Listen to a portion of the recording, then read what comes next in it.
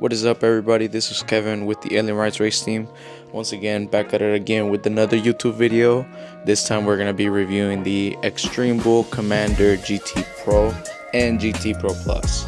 Currently, I own both wheels. I've been riding the hell out of them. I actually used the GT Pro for the race in TEF at the K1 Speed Circuit.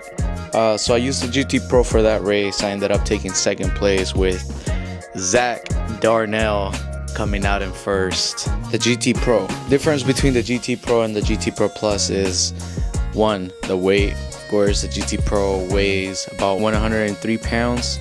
The GT Pro Plus weighs about 126 or something like that. It's somewhere up there. It's a little bit heavier. The other part is the GT Pro Plus. Some come with a 90/90 tire, and then some come with a 190 tire. Personally, I have the one with the 90/90. I do want to install the 190 just because I've tried a couple wheels with 190 and it just feels so good. The GT Pro Plus comes with 90/90 or a 190 tire, and it also comes with a C36 motor, which is a tile motor. It's one of the newest motors out. It's the fastest and it's the torquiest motor.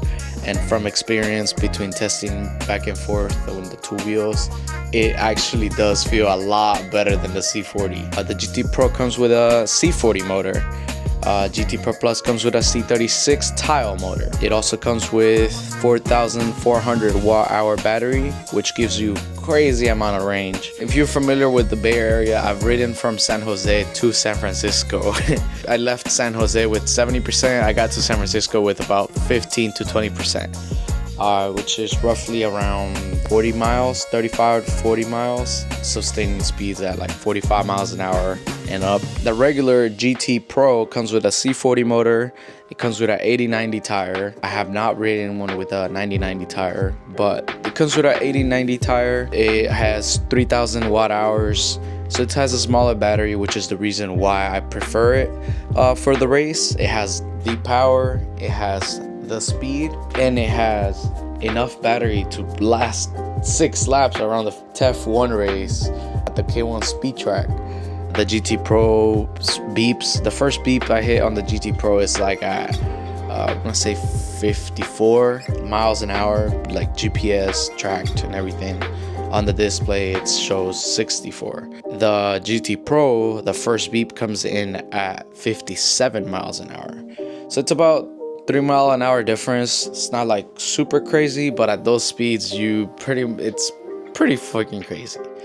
I'm guessing the lighter it is, the higher the motor is gonna push. So I'm planning on taking this C36 motor out of the GT Pro Plus and putting it into the GT Pro and use that as my race wheel. I'm gonna be putting a 190 tire on this one, on the GT Pro, just because I just want a little bit more power. That I love how the C36 tile motor feels like, and the tire is just 90/90 tire. It's just a lot better than an 80/90.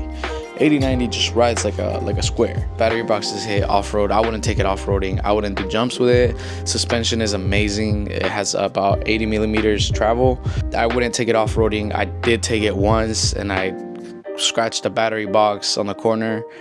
Wouldn't do it again. It's just too low to the ground and it's too heavy for it. Durability. I've seen a couple riders crash the GT Pro with the stock bumpers.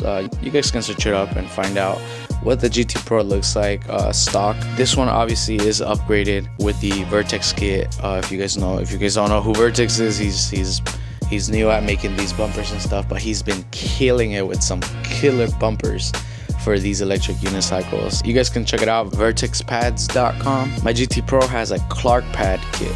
Clark was one of the first ones to make a super cool pads for the GT Pro, which is actually the one that I used for the race, and it just looks so clean, so slick, so like it's just really nice. I did equip my wheel with the Clark pedals. Those pedals are just amazing with those pedals.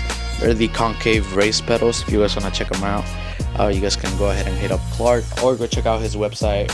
I know he also has a website. My GT Pro is a lot lighter with the bumpers that it has now with the Vertex bumpers than it is with the actual CNC bumpers that it came with the stock bumpers. They just don't look as good. It's a lot of people hate on the wheel because of the bumpers.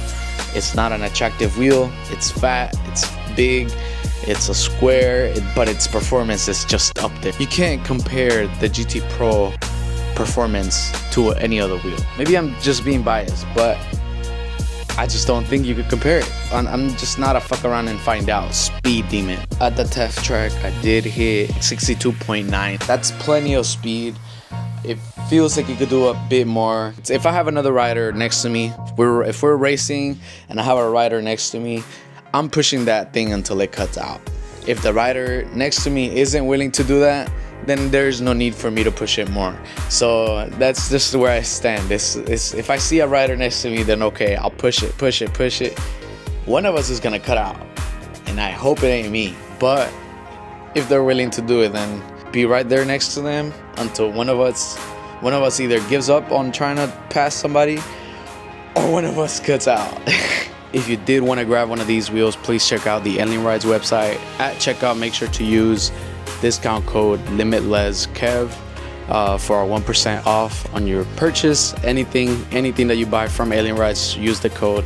You will get 1% off. Please like and subscribe, and like I said, comment if you have any questions about anything. Cool. I'll see you guys next time.